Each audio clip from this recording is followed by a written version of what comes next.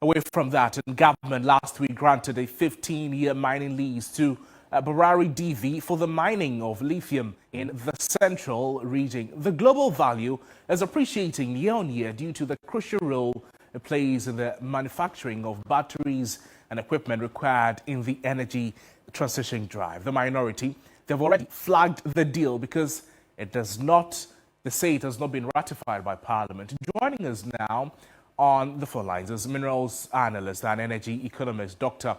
Gideon Peasah. Dr. Peasah, thank you for joining us to the program. Good afternoon to you.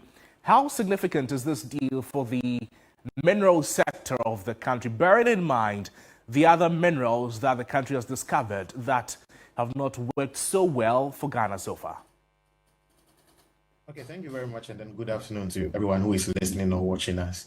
Lithium is a big thing because of the global energy transition, and then we hear globally estimates suggest that it is a super industry, and then because of the several uses that lithium has for rechargeable batteries in mobile phone, laptops, and then most especially in driving the energy transition. So when you look at the geopolitics of energy minerals, for instance, we see that countries are even looking at controlling the energy future. So you are looking at China that is aggressively exploring for green minerals and then other rare earth elements, and then the US is also doing the same. Now, Ghana also recently adopted its energy transition and investments plan, and then in the battery technology is key, and then it is one of the 6 key decarbonization strategies. And then it states that electric passenger vehicles and then 2 to 3 wheelers and then light trucks are supposed to be replaced with electric batteries in the next 37 years. But the shift is going to begin from 2035. So that is the future, and then it also fits into the plan that we have as a country. And then it depends on how we maximize this opportunity. If we are able to learn, I understand that we have learned our lessons well for over 100 years of mining gold. That is the reason why we are here. Dr. Ofosu-Peasah, many have criticized the 13% carried interest Ghana has in the deal. Does the country deserve more in this regard? So I would want to answer because I haven't seen the contract yet.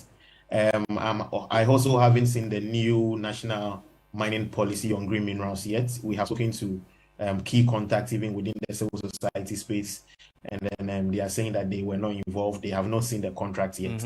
So which is something that we think it is not the best. But so my answer or my analysis is based on the figures that have been thrown out there. Now, when you look at existing deals, especially in the gold sector, the Minerals and Mining Act sets the current the royalty rate at 3 to 5%. And then the state has 10% vested interest in mining entities, and then has virtually no participation interest. So the state goes on to enjoy the 35% corporate income tax, and then the pay as you earn that are paid. But with what the figures that have been thrown out by the minister, instead of the 3 to 5% royalty, this new deal has 10% royalty, which at the face of it looks good. Instead of the 10% vested interest or carried interest by the state has 13%, which is 3% more.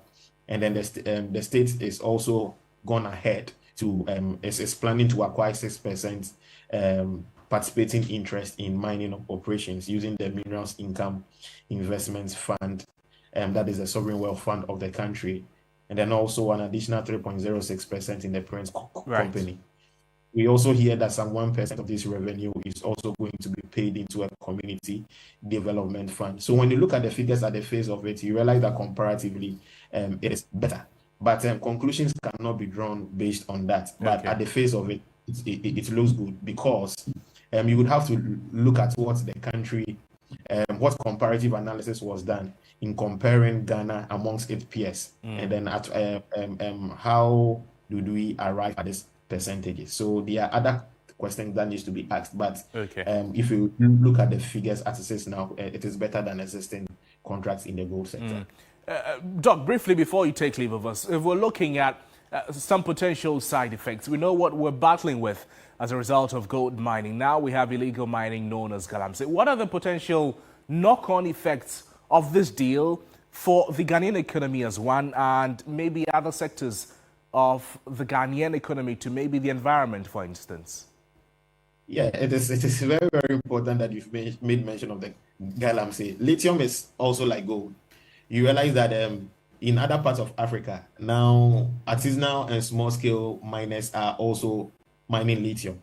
And then the challenges that we are facing in the gold sector, I'm afraid if care is not taken, and then if the community are not well engaged, and then do not see the needed local social economic development, we might see some of these issues related to illegal or unlicensed mining and then all that.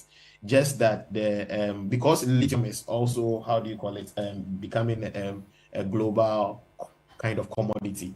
It is not at the stage of gold yet, whereby when you just cross the border, you can sell and then get money, or you can sell to anyone.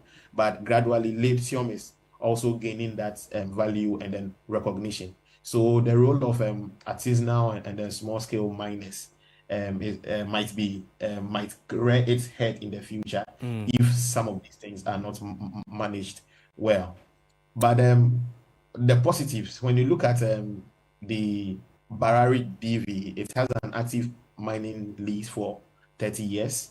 This implies that there is a likelihood that it will want to prospect more in other parts of Ghana, and then it would want to scale up, which is a likely possibility. And then if that happens, looks positive. Right. And then the 1% the development fund that is going to be paid, okay. It is going to promote some local social economic development. The fiscal linkages is going to shore up domestic revenue. Dr. Ofosu-Peasah, thank you. Etc.